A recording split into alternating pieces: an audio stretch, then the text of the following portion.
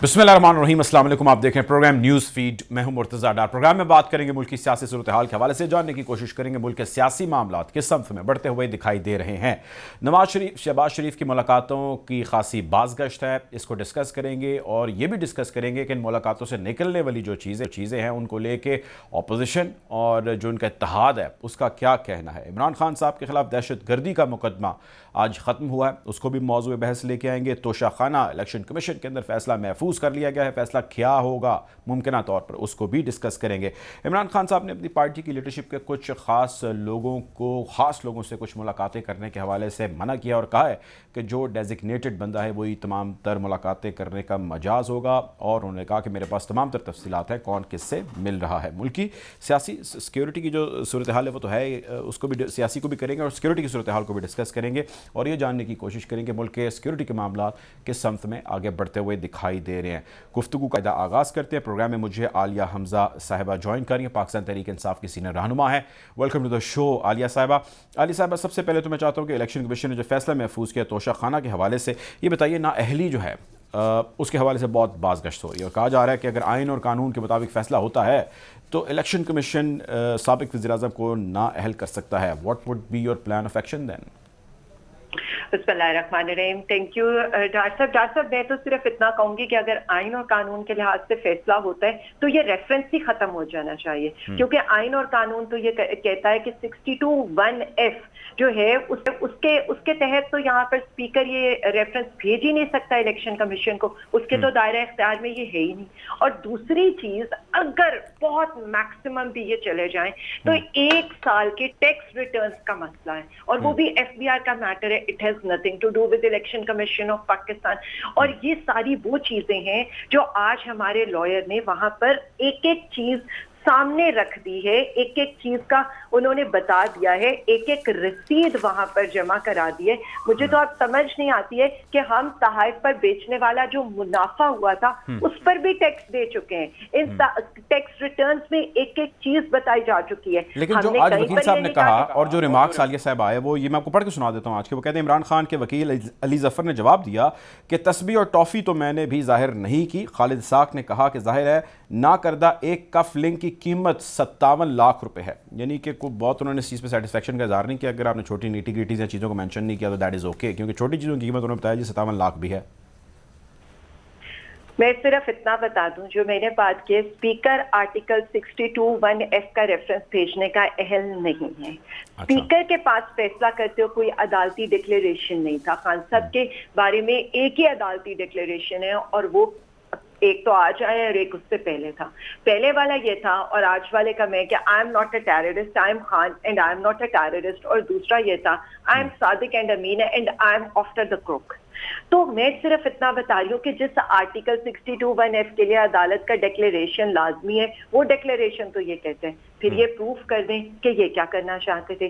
दूसरी चीज ये कि 2018 में 4 तहाइफ खरीदे थे और पूरे जो 329 तहाइफ हैं उसमें से 15 तहाइफ सिर्फ खान साहब ने और उनकी खातून अव्वल साहिबा ने लिए। तो बाकी तहाइफ जो यहाँ पर सब ने लिए हैं उनकी भी जरा कोई उसके बारे में भी हमें कोई बता देता। लेकिन हमारी तो बात ये है ही नहीं। खान साहब अपनी रसीदें भी जमा करा चुके हैं, उनके मुनाफे पर टैक्स भी दे चुके हैं और टैक्स रिटर्न्स भी जमा करा चुके हैं। अब इलेक्शन कमीशन एज ऑलवेज अगर अपनी बायसनेस का मुजाहरा करता है तब भी इस रेफरेंस के ऊपर अगर वो कोई फैसला देता है तो इसका वही हाल होगा जो अदालत के अंदर यहाँ पर ख्वाजा आसिफ के केस का हुआ था। और बाकी 3-4 एग्जांपल्स हैं जो हमारे लॉयर साहब ऑलरेडी इलेक्शन कमीशन को बता चुके हैं। तो मैं सिर्फ इतना कहूंगी कि इलेक्शन कमीशन अगर एज ऑलवेज ये बताने की कोशिश करता है कि वो किसी के इशारों पर चल रहा है तो इसका फैसला उनकी मर्जी और मंशा के लिहाज से तो आ सकता है, लेकिन अगर आइन और कानून के लिहाज से करेंगे तो एक दफा दोबारा खान साहब सादिक और अमीन डिक्लेयर हो करिए। अच्छा, अब आलिया साहब एक जो बड़ी एक बात होती है वो ये होती है कि जी हमारे हक में जब फैसला हो जाता है तो हम खुश होते हैं, कोर्ट से भी प्रोसीजर से भी, और जब हमारे ख़िलाफ़ होता है तो हम उसी निज़ाम जो है जो इंसाफ का निज़ाम है उससे नाखुश होते हैं। मिसाल के तौर पे आज आप दहशत गर्दी वाला केस देखिए कि उसके अंदर जो है अदालतों ने केस ख़त्म कर दिया। उन्होंने कहा जी उसकी कोई ज़रूरत नहीं है, तो इन्हीं अदालतों ने जो है उनके केस ख़त्म किए, दैन दैट इज़ फ़ाइन। अगर वो कोई सज़ा सुनाए तो then that is not fine. Y? तब ये बात ही नहीं है, بات ہو رہی ہے آئین اور قانون کے لحاظ سے. ہم آئین اور قانون کی تشریح میں یہ بتا رہے ہیں کہ ایسا نہیں ہو سکتا. اگین جو اسلام آباد ہائی کورٹ کے اندر آئے, کہیں پر ہمیں عدالتوں کے اندر ریلیف نہیں مل رہا ہے. ہمارے کوئی کرپشن کیسز نہیں ہے جو یہاں پر عدالتیں ہمیں آ کر ریلیف دے رہی ہیں, یا یہاں پر کوئی جج ارشد ملک والے ایفیڈیوٹ کی وجہ سے وہ بلیک میل ہو کر ایک عدالت سے ہمیں بری نہیں کر رہا ہے, یا یہاں پر رانا شمیم والا جھوٹا ایفیڈیوٹ جو بیسیکلی توہین عدالت اور توہین چیف جسٹس کی, اور کس کے کہنے پر ہوئی تھی, ایک بھگوڑے کے کہنے کے اوپر اور ایک وہ جو ضمانت کے اوپر علاج کی تیمارداری کرنے کے لیے یہاں پر بیٹھی ہیں. وہ اور فیصلے جو آج دہشت گردی کی بات ہوئی ہے, افسوس اس چیز کا نہیں ہے. افسوس یہ خان صاحب کی توہین کرنا چاہتے تھے لیکن توہین پاکستان کر بیٹھے. ایک بندہ جو پوری دنیا کے اندر اس چیز کا مقدمہ لڑ رہا ہے کہ پاکستانی قوم دہشت گرد نہیں ہے, مسلمان دہشت گرد نہیں ہے, جو 1.5 ارب مسلمان پوری دنیا میں بستے ہیں, اسی کے اوپر آپ نے دہشت گردی کی جھوٹی دفعات لگائی. جو آج عدالت نے یہ کہا کہ توہین جج کا مقدمہ تو میں کر سکتا ہوں, اس پر باقی دفعات بھی میں قائم کر سکتا ہوں, لیکن دہشت گردی کیا تھا؟ کوئی رائفل نکلی تھی, کوئی بوم نکلا تھا, نکلا کیا تھا ان کی تقریب سے, یا کسی کو کوئی ہارم پہنچا ہے؟ اور دہشت گردی کی جو ڈیفینیشن ہے سپریم کورٹ کے لحاظ سے, اس کے فیصلے کی نظر میں عدالت نے یہ فیصلہ دیا ہے. ہم تو آئین اور قانون کی بات کر رہے ہیں, اور ہم صرف اتنا کہہ رہے ہیں کہ اس حکومت نے پاکستان کی بدنامی, پاکستان کو پوری دنیا کے اندر بدنام کرانے میں, اور جس طرح کی ہیڈ لائنز بنی ہیں اس ایک مقدمے کی وجہ سے, وہ آپ کو بھی پتہ ہے, مجھے بھی پتہ ہے, تو میں بار بار یہ کہہ رہی ہوں کہ بغض عمران میں پاکستان کے امیج کو نقصان مت پہنچا. بلکہ میں دیکھ رہا تھا آج الجزیرہ نے فوراً رپورٹ کیا اس کو کہ پاکستان کے فارمر پرائم منسٹر کے اوپر سے جو ہے وہ دہشت گردی کا مقدمہ ختم کر دیا گیا. خیر انٹرنیشنل میڈیا اس کو خاصا رپورٹ کر رہا ہے. دوسری چیز یہ ہے کہ یہ تو ظاہر آئینی معاملات ہیں جو چل رہے ہیں, اس کے ساتھ ساتھ سیاسی معاملات بھی چل رہے ہیں.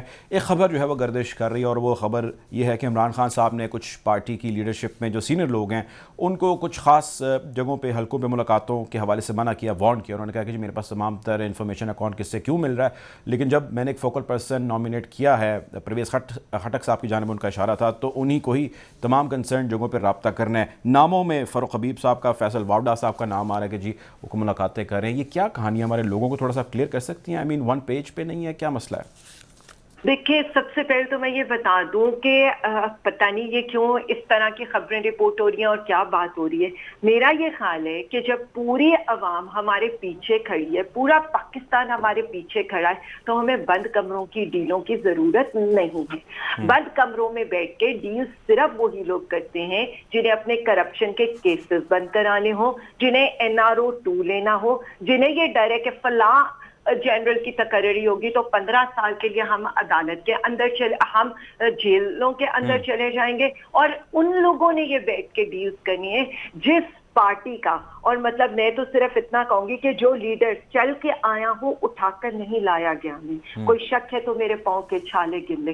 یعنی 26 سال بعد اگر ہم نے آ کے ڈیلز ہی کرنی ہے تو پھر مجھے یہ بتا دیں کہ اتنی ساری سٹرگل ہم نے کیوں کی تھی. ڈیلز جنہوں نے کرنی ہوتی ہے نا, وہ ویٹر بنا کر اور ان کے وہ چھتوں کے سریے لگاتے لگاتے انہیں فائنانس منسٹر پنجاب بنا دیا جاتا ہے, یا CM پنجاب بنا دیا جاتا ہے, اور 3 دفعہ کا وزیر اعظم بنا دیا جاتا ہے, یا ڈیڈی ڈیڈی کہتے کہتے نا وزیر خارجہ بنا دیا جاتا ہے. تو یہاں پر ایسی کوئی سٹوری نہیں ہے. ہم ایک بات یہ سمجھتے ہیں کہ سیولین اور ظاہر اسٹیبلشمنٹ کے تعلقات میں ایک بیلنس ہونا چاہیے, کیونکہ یہ اسٹیبلشمنٹ پاکستان کی اسٹیبلشمنٹ ہے. ہم کہیں پر بھی اداروں کے درمیان ٹکراؤ نہیں چاہتے, نہ ہم اداروں کو بلیک میل کرنا چاہتے ہیں جس طرح سے مریم نواز اور نواز شریف صاحب نے کر کے ڈیلز لینے کی کوشش کی ہے.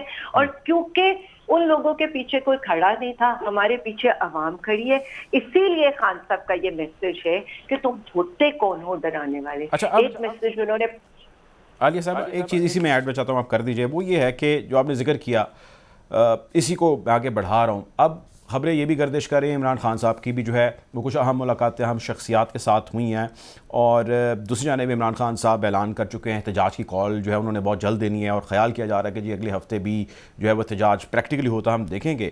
تو اس میں سے کون سی چیز جو ہے وہ اس پہ لوگ یا آپ کے سپورٹرز جو ہے وہ بلیو کریں کہ کیا کوئی سلوشن نکل آئے گا فرام دو سٹاکس جو کہ جاری ہیں؟ اگر تو جاری ہیں اس کی ڈیٹیل شیئر کیجیے، اور اگر نہیں تو پھر ہم سڑکوں پہ آ جائیں گے اور احتجاج کریں گے. ایسا کوئی سٹیج یا اس وقت ایسی صورتحال ہے جس کے اوپر آپ نے اپنی کو پلاننگ کر رکھی ہے، یا نہیں احتجاج تو ہوگا ہی ہوگا، ملاقاتیں کامیاب ہو یا ناکام ہو؟ صرف اتنی بات کرنا چاہتی ہوں کہ ہمارے جو ووٹر سپورٹر ہیں وہ پاکستانی عوام ہیں، اور پاکستانی عوام میں اس وقت سخت غم و غصہ پایا جاتا ہے، کیونکہ سرٹیفائڈ سزا یافتہ نااہل اشتہاری چور جو ہے وہ چوکیدار کو چننے کے لیے میٹنگز کر رہا ہے. تو خان صاحب کے منہ سے جب یہ جملہ نکلا ہے نا، آج تو ہوتے کون ہو ہمیں ڈرانے والے، تو یہ عوام کے جذبات کا ترجمان بن گئے. اور اگر آپ یہ دیکھیں کہ اس وقت یہ ٹاپ ٹرینڈ کر رہے ہیں، کیونکہ عوام کو صرف اتنا لگتا ہے کہ اس وقت جمہور کا فیصلہ نہ ماننا، ایک اشتہاری مجرم کی مشاورت سے پارلیمنٹ اور ہمارے عوام کے ٹیکس پیئر کے پیسوں پہ جو ادارے ہیں ان کی تقرریوں کا فیصلہ کرنا، تو نہ صرف خان صاحب، پوری عوام، پوری قوم اس پہ برہم ہے کہ یہ لوگ تو اپنی چوری بچانے آئے تھے. 105 نیب کے کیسز ختم کرنے آئے تھے، 2400 ارب عوام کا لوٹا ہوا پیسہ اپنا بچانے آئے تھے. یا آج جس طرح کی بات ہو رہی ہے، مطلب دو خبریں اگر میں آپ کو یہ سنا دوں. خیرپور کے اندر ایک بچی رات کو تڑپ تڑپ کے بھوک سے مر جاتی ہے، جبکہ یہاں پر ہمارا جو وزیر اعظم اور وزیر خارجہ ہے وہ امریکہ میں اپنے وفد کے ساتھ ایک تقریباً کوئی $4000 یومیہ کے اور ایک $3500 یومیہ کے جو ہے وہ ہوٹل کے اندر اسٹے کر رہے. تو آپ مجھے یہ بتائیں، یا یہاں پر سیلاب زدگان کے لیے جو پیسے آ رہے ہیں وہ ٹک ٹاکرز میں بانٹے جا رہے ہیں تاکہ یہ دکھایا جائے کہ شنگھائی تعاون تنظیم پہ جو یہ گیا تھا وہ بڑا کامیاب ہو رہا تھا. ٹک ٹاکر سے تو ملاقاتیں خان صاحب نے نہیں بنی گالا میں. میری بات سنیں، خان صاحب تو چائے کے ساتھ کسی کو بسکٹ نہیں دیتے تھے، تو ٹک ٹاکرز کو پیڈ کانٹینٹ کے لیے پیسے دیں گے، اور ٹک ٹاکرز نے خود آ کر بتا دیے، اور وہ پیسے بھی وہ ان کے منہ پہ مارنے کو تیار ہے، اور وہ اپنی انسلٹ بھی اس چیز کو سمجھ رہے ہیں کہ جس طرح سے عوام نے یہ بتایا ہے. تو میں صرف اتنا کہوں گی کہ کل تک لفافے مفکروں کو لے کر ایک واٹس ایپ گروپ بنا کر ساری خبریں چلاتے تھے، آج ان کے نازک جو یہ حالات ہے ان کی ذمہ داری ہے ٹک ٹاکرز کے نازک کندھوں پر آ گئی. لیکن سوال یہ نہیں ہے، سوال یہ کہ عوام کے پیسے کا جو بے دریغ استعمال ہو رہا ہے. جو کہتے تھے میں نے کپڑے بیچ کر میں آٹا سستا کر دوں گا، آج آپ آٹے کے حالات دیکھیں. جو عوام کو چائے میں چینی کم آٹا کے پی کے میں بڑا شارٹ ہے میڈم، اس کے بارے میں بتائیں. 1800 کی آوازیں آ رہی ہیں آٹے کے توڑے کی. آج کی خبر ہے. ایک سیکنڈ مجھے بات تو پوری کرنے دیں. وہ 70 رکنی کابینہ اور 37 پارلیمانی سیکٹریز بنا رہے ہیں جو عوام کو یہ کہتے تھے ایک روٹی 4 بھائی مل کر کھا لیں. وہ آج عوام کو یہاں تنو تنہا چھوڑ کر وہ کس طرح سے ورلڈ ٹرپ کے اوپر نکلے ہوئے ہیں، اور کس طرح سے عوام یہاں پر رل رہی ہے، اور وہاں پر وہ جو ہے وہ چوروں اور بھگوڑوں اور لٹیروں کے ساتھ ملاقاتیں کریں. جو آپ یہ بات کریں، آج تک تو ہمیں یہی پتا تھا کہ ملک کے اندر اگر مہنگائی ہوتی ہے تو عمران خان ان کا ذمہ دار ہوتا تھا، کیونکہ عمران خان تو وزیر اعظم تھا. آج پہلی دفعہ ہمیں یہ پتا چلا ہے کہ کے پی کے میں اگر کوئی مہنگائی ہو رہی ہے یا سندھ میں اگر کوئی مہنگائی ہو رہی ہے تو وہ پروونشل سبجیکٹ ہے. یہ تب بھی پروونشل سبجیکٹ تھے جب ہماری وفاق میں حکومتیں تھی، اور یہاں پر جو ہے سندھ کے اندر بلاول زرداری صاحب کی حکومت تھی. یہ تب بھی پروونشل سبجیکٹ تھے. میں صرف اتنا بتا دوں، جب پنجاب کا آٹا کے پی کے جانے سے روک دیا جائے گا، پنجاب کا سارا آٹا جون جولائی کے اندر اپنے من پسند آٹا ڈیلرز کو دے دیا جائے گا، تو ملک کا یہی حال ہوگا. یہ جو سیلاب کے پیچھے چھپنے کی کوشش کر رہے ہیں نا، اس کا امپیکٹ تو غذائی بحران کا 6 مہینے بعد آئے گا، لیکن ان کی نااہلی، ان کی ناتجربہ کاری کا سارا امپیکٹ عوام کے اوپر ابھی آیا ہے. پیراسیٹامول کی قیمت کا تو یہ فیصلہ کر نہیں پا رہے، 8 دن ہو گئے پیٹرول کی قیمتوں کا یہ تعین کر نہیں پا رہے. تو آپ اس حکومت کی بات کریں گے، عوام اس پر غم و غصے میں ہے، اور عوام اس لیے جلد الیکشن چاہتی ہے. ہماری پارٹی صرف اتنا چاہتی ہے جلدی الیکشن کرائیں، عوام کو اس تکلیف سے، اس عذاب سے نجات دلائیں. ٹھیک ہے، بہت شکریہ جی. عالیہ حمزہ صاحب نے ہمیں جوائن کیا تھا پاکستان تحریک انصاف سے پروگرام میں. اب ہمیں جوائن کریں علی گوہر بلوچ صاحب، پاکستان مسلم لیگ نون کے سینئر رہنما ہیں. ویلکم ٹو دا شو علی صاحب. علی صاحب، میں چاہتا ہوں کہ آپ کے ساتھ جو گفتگو ہے اس کا آغاز اسی چیز سے کیا جائے جو اس وقت ہر بندہ ڈسکس کر رہا ہے، اور وہ ہے لندن میں ہونے والی ملاقاتیں جو بڑے میاں صاحب کی ہوئی ہیں, چھوٹے میاں صاحب سے وہاں پر موجود ہیں, بہت ساری ڈیٹیلز ہیں اس کی سامنے آ رہی ہیں. میں سب سے پہلے چاہتا ہوں ہمارے اگر ویوز کا بتا سکیں what is the information you have about the meeting, کیا اس کے سنپٹس ہیں؟ بسم اللہ الرحمن الرحیم. دیکھیں میٹنگ جو ہے وہ نیچرلی شہباز شریف صاحب جو ہیں وہ ملکہ کی آخری رسومات میں آج شامل ہوئے ہیں. جی جی, اس سلسلہ میں گئے تھے اور قائد جو ہے ہماری پارٹی کے وہ میاں محمد نواز شریف صاحب ہیں. ہماری تمام سینئر لیڈرشپ انکلوڈنگ شہباز شریف صاحب تمام ان کے ساتھ ہر وقت رابطے میں ہوتے ہیں اور پارٹی کے امور, ملکی حالات, ان کا تجربہ, 3 دفعہ وزارت علماء انہوں نے سنبھالی, اپوزیشن نے گزاری, تو یقینی طور پر ہماری پارٹی ان کی لیڈرشپ میں ہی کام کر رہی, چونکہ پاکستان میں ایٹمی دھماکے میاں نواز شریف کی قیادت میں کیے. اس کے بعد آپ نے دیکھا کہ جو پاکستان میں ترقی ہوئی, سی پیک جیسے جو پروجیکٹس آئے, جو لوڈ شیڈنگ کا خاتمہ ہوا, جو ضرب عضب ہوئی, یہ تمام مارکے جو بڑے بڑے ہیں یہ میاں نواز شریف صاحب کے تجربہ کا ہی نتیجہ ہے.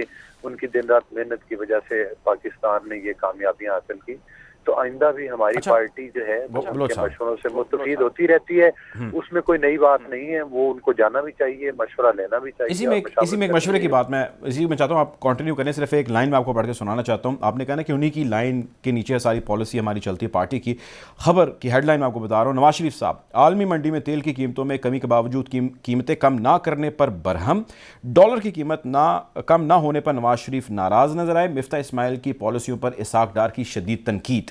آپ کی لیڈرشپ جن کا آپ ذکر کر رہے ہیں وہ تو ناز ہیں, برہم ہیں, یہ خبریں آ رہی ہیں, اور جو نیچے پرفارمنس دے رہے ہیں وہ ان کے چھوٹے بھائی ہیں, ان کی پارٹی کے ظاہر بڑے فعال جو ہے وہ لیڈر ہیں, وزیر اعظم ہیں. واٹ از دس؟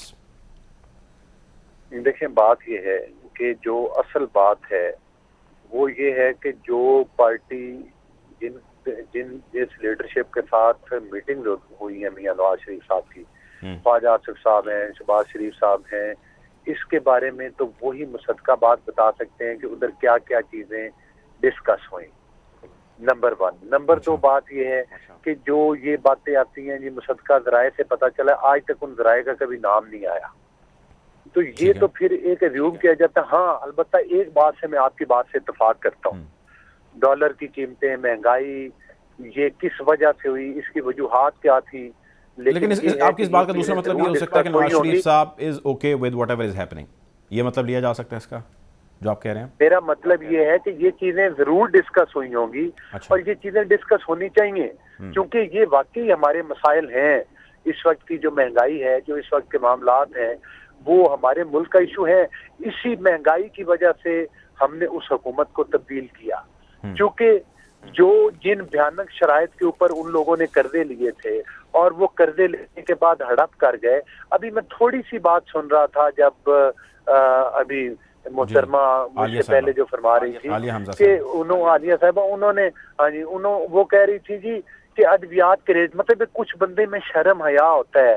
ڈار صاحب, عامر کیانی نے دہاڑی لگائی جس کی وجہ سے 600% جو ہیں وہ قیمتیں بڑھی تھیں ادویات کی.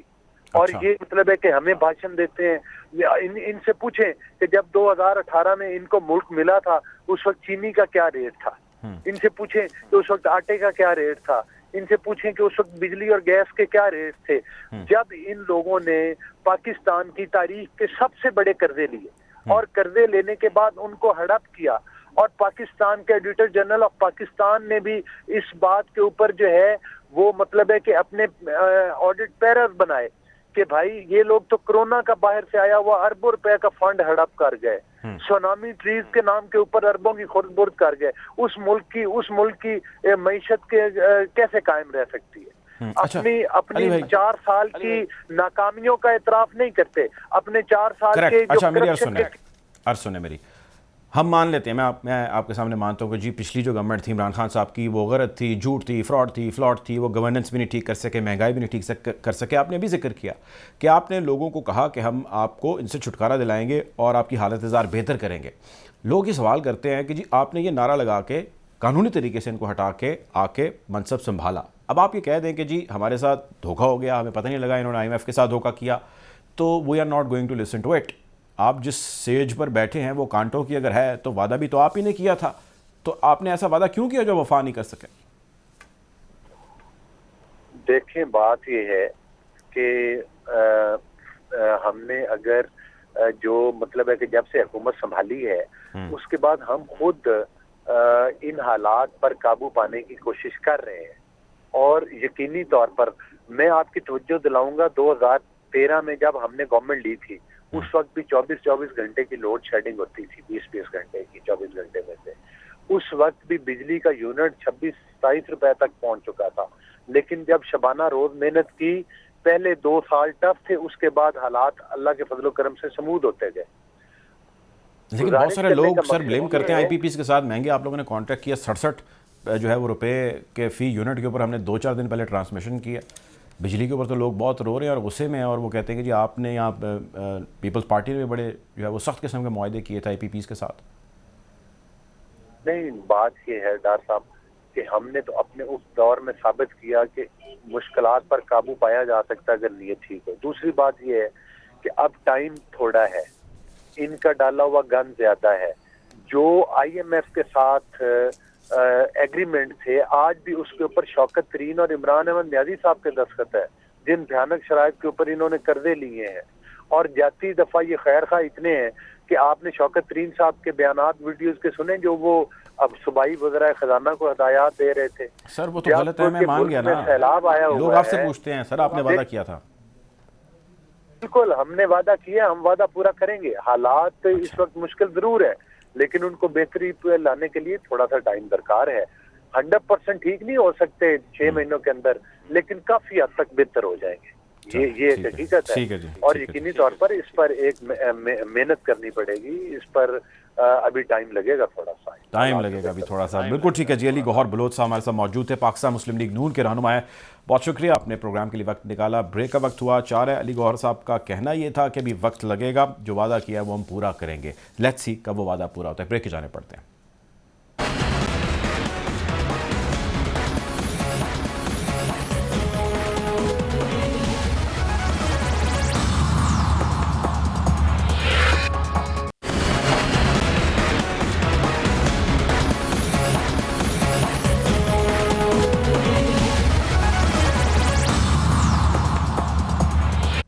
Welcome back after the break. Programme میں اب گفتگو کریں گے ہم ملک کی سیکیورٹی صورتحال کے حوالے سے، یہ جاننے کی کوشش کریں گے کہ اندرونی اور بیرونی طور پر جو ہمیں سیکیورٹی کے چیلنجز درپیش ہیں اس میں ویئر آر وی اسٹینڈنگ۔ ہمارے ساتھ پروگرام میں جوائن کر رہے ہیں جنرل ٹائیڈ غلام مصطفیٰ صاحب، welcome to the show general صاحب۔ جنرل صاحب میں جاننا آپ سے یہ چاہتا ہوں کہ اس وقت جو بھی سیاسی صورتحال ہے ظاہر ہے وہ ایک طرف ہے، اور جب ایسی سچویشن ہوتی ہے تو ایک اوور آل اکنامک بھی ہے، پولیٹیکل بھی ہے، تو بہت سارا انریسٹ ہے جو آلریڈی پھیلا ہے۔ اس سب میں سیکیورٹی کا مسئلہ اگر سر اٹھانے لگے تو ظاہر پریشانی اور کئی گنا بڑھنے لگ جاتی ہے۔ آپ ہمارے ناظرین کو تھوڑا سا بتا سکتے ہیں کہ اس وقت جو اطلاعات یا خبریں یا ادھر ادھر سے کچھ ڈیولپمنٹس آ رہی ہیں، how we are heading in this direction?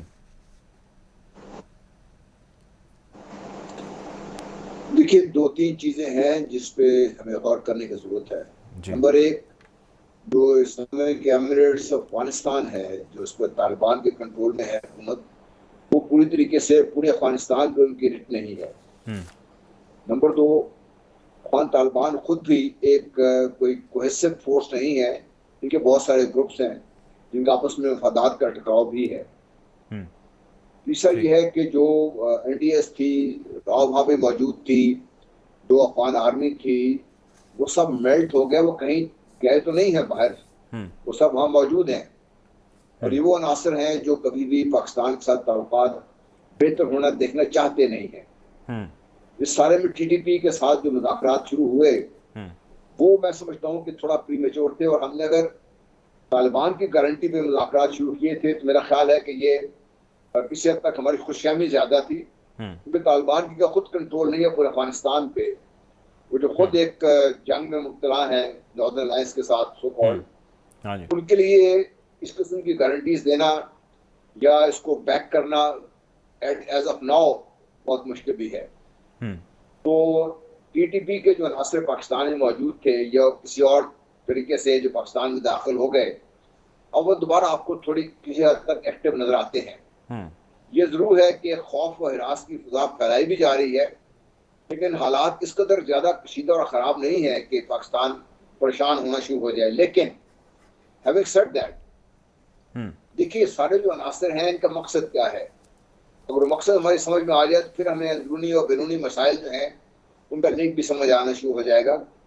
Pakistan کو ڈیسٹیبلائز رکھنے کے لیے بہت سی قوتیں سرگرم عمل رہی ہیں اور آئندہ بھی شاید رہیں گی. ٹھیک ہے. اس میں یہ جو ہمارا اندرونی سیاسی. اچھا جل صاحب یہ فرمائیے گا کہ ابھی آپ نے افغانستان کا ذکر کیا, وہاں کے جو ان کو چیلنجز درپیش ہیں اس کا ذکر کیا. انہی میں افغانستان میں موجود طالبان کے لیے ایک بڑا چیلنج ISIS خراسان چیپٹر بھی ہے. اب آپ کی کیا انڈرسٹینڈنگ ہے, انفارمیشن ہے, آبزرویشن ہے کہ کیا اس کے کوئی, چونکہ خراسان والے کہہ چکے ہیں ہم اس پورے ریجن کے اندر اپنے جو فٹ پرنٹ ہے اس کو اسٹرانگ کریں گے, پاکستان کی جانب خراسان کا کوئی رخ ہے, کوئی پریزنس ہے یا نہیں؟ ہم خراسان کے اوپر بالکل ہمارے پاس کلین چٹ ہے. آبزرویشن میں چاہتا ہوں آپ کی. دیکھیے خراسان بذات خود کوئی ایسا کوئی گروپ نہیں ہے جو بارز وجود میں خود بخود آ گیا ہے. مختلف قسم کا جو دہشت گرد گروپ ہیں وہ کبھی ایک شکل اختیار کر لیتے ہیں, کبھی دوسری شکل اختیار کر لیتے ہیں. اور ISIS جو کسی زمانے میں مڈل ایسٹ میں سر اٹھایا تھا, اس کو یہاں پر ڈیلیورٹی لا کے کریٹ کیا گیا ہے. یہ وہ ایک گروپ ہے یا گروپ آف سپر ٹیررسٹ کا جو آرگنائزیشن ہے جو ایک فار ہائر ہے, گنز فار ہائر ہے. یہی وہ لوگ ہیں جو PTP وغیرہ کے ساتھ مل کر افغانستان کو, پاکستان کو اور ایران کو بھی یہ اسٹیبلائز کرنے کی کوشش میں لگے ہوئے ہیں. اور یہی وہ چیز ہے جس سے روس کو خطرہ ہے, جس سے چین کے مسائل بڑھے ہوئے ہیں, جس سے جو ہمارے نارتھرن جو اسٹیٹس ہیں وہاں پر مسائل پیدا ہو رہے ہیں. تو ان کے ساتھ ڈیل کرنے کے لیے طالبان نے کہا تو تھا, اور لڑائی بھی ان سے کی تھی, لیکن یہ ہے کہ ان کو کوئی سپورٹ کہیں سے مل رہی ہے, ان کو کوئی پیسے بھی مل رہے ہیں, ان کو ہتھیار بھی مل رہے ہیں, اور ان کے لیے جو ریکروٹس ہیں وہ بھی حاصل ہو رہے ہیں. یہ خطرہ ہے اس ریجن میں. اس کو ڈیل کرنے کے لیے شاید افغانستان خود بخود. اچھا, اب آپ نے جنرل صاحب تھوڑی دیر پہلے جو ہے وہ ذکر کیا کہ TTP کے ساتھ جو ہمارے مذاکرات ہوئے اور پھر اس کے اوپر جو کچھ ہم نے کیا وہ تھوڑا پری میچور تھا. تب مجھے یاد ہے تب بھی آپ کی میری بات ہوئی تھی اور اس حوالے سے خاصے کنسرن جو ہے وہ ریز کیے گئے, جن کنسرنس کے اندر ایک بڑا کنسرن تھا کہ اگر TTP کے ساتھ کوئی مذاکرات ہو رہے ہیں, کوئی امن معاہدہ ہو رہا ہے تو ایسے ایشو کو فلور آف دا ہاؤس پہ لانا چاہیے, اس پہ ڈیبیٹ ہونی چاہیے اور سارے کنسنسس کے ساتھ ہمیں اس چیز کی جانب بڑھنا چاہیے. تو اب یہ بھی ذکر ہوا کہ جو انہوں نے غدر مچا رکھا تھا پاکستان میں, اس حوالے سے بہت سارے لوگ ہیں جن کو کنسلٹ نہیں کیا گیا, جو متاثرین ہیں یا ان کی فیملیز میں سے ہیں. تو آپ کے خیال سے اس وقت کا جو فیصلہ تھا, جو آپ کہہ رہے ہیں کہ وہ پری میچور تھا, that was not the right choice on the right time, یا اس وقت جو صورتحال ہے اس پہ ہماری approach is not on the right direction? I mean something is missing somewhere. What is that exactly? دیکھیں میرا اپنا ذاتی نقطہ نظر ہے. obviously ہمارا تو جو نظریہ, جو ہمارا تجزیہ ہے, وہ جو انفارمیشن جو ہمارے پاس ہے اس سے بیسڈ ہے. جو ہماری سیکورٹی ایجنسیز ہیں ان کو ہم سے بہت بہتر معلومات ہے. لیکن ظاہر ہے جی, دیکھیے جب آپ مذاکرات کی ٹیبل پر جاتے ہیں you don't start at the top. اچھا, اور مذاکرات کے لیے پہلے جو دیکھا یہ جاتا ہے کہ کیا ان سے بات ہو بھی سکتی ہے کہ نہیں ہو سکتی. ہم نے میرا خیال ہے بہت جلدی بہت ٹاپ لیول پہ ہم نے ان سے بات چیت شروع کر دی, اور جس سے TTP کو یہ تقویت میں ان کو شہ ملی کہ وہ ایک پولیٹیکل فورس کے طور پر ریکگنائز ہو چکے ہوئے ہیں. یہ وہ میں سمجھتا ہوں بیسک جو میرے سوچ میں اور جنہوں نے یہ مذاکرات والوں کی سوچ میں شاید یہ فرق ہے اس میں. یہی جو امریکن نے غلطی کی تھی اور اب اس کو وہی پچھتا رہے ہیں کہ انہوں نے طالبان کے ساتھ مذاکرات کر کے ان کو ایک پولیٹیکل فورس کے طور پہ ریکگنائز کرنے کے بعد جب شرائط طے کرنا شروع کی تو پھر طالبان کے پاس تو آلریڈی اپر ہینڈ تھا اس چیز کا. تو TTP کے ساتھ بھی میں سمجھتا ہوں کہ ان کو ہم نے پولیٹیکل ریکگنیشن دینے کے بجائے اگر نارتھ بلوچستان کے, ساؤتھ بلوچستان کے جو مشران ہیں, جو ان معاملات کو سمجھتے بھی ہیں, جن کے ساتھ کسی حد تک لنکس بھی ہیں, ان سے اگر یہ بات شروع کروائی جاتی, وہ افیکٹڈ بھی ہیں اس سے, وہ بات بہتر کر بھی سکتے ہیں, بہتر سمجھ بھی سکتے ہیں. ٹھیک ہے, وہاں سے اگر ہم شروع کریں تو شاید اسٹیج وائز ہم کسی نتیجے پر پہنچ سکتے تھے. اور اس میں بھی بہت ضروری یہ تھا کہ جو TTP میں مختلف عناصر ہیں, ان میں جو ہارڈ کور ہیں ان کو آئسولیٹ کر لیا جاتا اور پھر ان کے ساتھ ڈیل کر علیحدہ کیا جاتا, اور جو ہارڈ کور نہیں ہے کہ جن کے خلاف جرائم اتنے سنگین جن کی فہرست نہیں ہے ان کی، ان کو کسی اور طریقے سے ڈیل کیا جاتا. تو بہت ساری ایسی چیزیں ہیں جو میں سمجھتا ہوں کہ یہ ہمیں اب سوچنا چاہیے اس کو. ٹھیک ہے، آخری سوال سر یہ فرمائیے گا کہ اب ظاہر ہے یہ تو ہمارے معاملات ہیں جو لارجلی افغانستان سے ریلیٹڈ ہیں. شروع میں ہم نے تھوڑا گلوریفائی بھی زیادہ کیا، یہاں پہ الزام یہ لگا ہوا ہے اس کی جانب سے کہ جی ہم بہت زیادہ سپورٹ کریں افغانستان میں موجود جو طالبان ہے. What ever has happened. اب یہ بتائیے کہ اس کے ٹرکل ڈاؤن ایفیکٹس کے اندر پاکستان کے ہمارے مطلب جو شہر ہیں بڑے یا جو ہمارے سینسیٹیو جگہ ہیں جہاں پہ ہمیں بلوچستان ہے جس طرح ہمیں پتہ ہے کہ وہاں پہ کچھ انسرجنسیز ہوتی ہیں، یہ فرمائیے گا کہ وہاں پہ ایسے شرپسند عناصر کی پینیٹریشن آپ کے خیال سے، آپ کی انفارمیشن کے مطابق کس حد تک ہے، اور اس کو کاؤنٹر کرنے کے لیے جو ہے ہماری جانب سے جو تیاری ہے is that sufficient? I mean are we exactly dealing with that whatever is happening behind the سین؟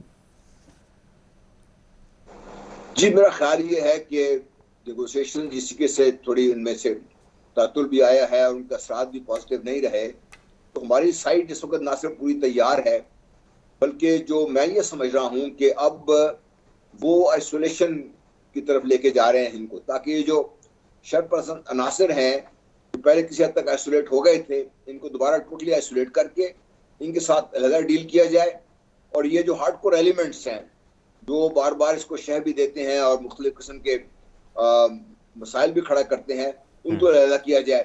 اور یہ میں سمجھتا ہوں کہ یہ رائٹ ٹریک ہے اس کے اوپر، اور اس پہ عمل ہونا چاہیے.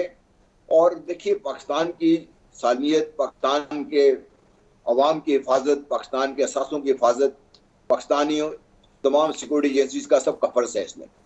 اور اگر یہ ضرورت پڑتی ہے تو پھر پاکستان کو شاید ان لائنز کو کراس کرنا پڑے گا جو پاکستان ابھی تک ہیزیٹیٹ کرتا رہا ہے، کیونکہ پاکستان کی سیکورٹی ہوگی تو ہی افغانستان کی سیکورٹی ہوگی. یہ افغان طالبان کو بھی سمجھنا پڑے گا. ٹھیک ہے، بہت شکریہ جی، ہمارے ساتھ موجود تھے جنرل ٹائرڈ غلام مصطفیٰ صاحب. میں آپ نے وقت نکالا اس کا بہت شکریہ. ناظرین پروگرام کا وقت ختم ہو جاتا ہے، حالات حاضرہ سے آپ کو یوں ہی آگاہ رکھیں گے. اب تک کے لیے اتنا ہی، اپنا خیال رکھیے. اللہ حافظ.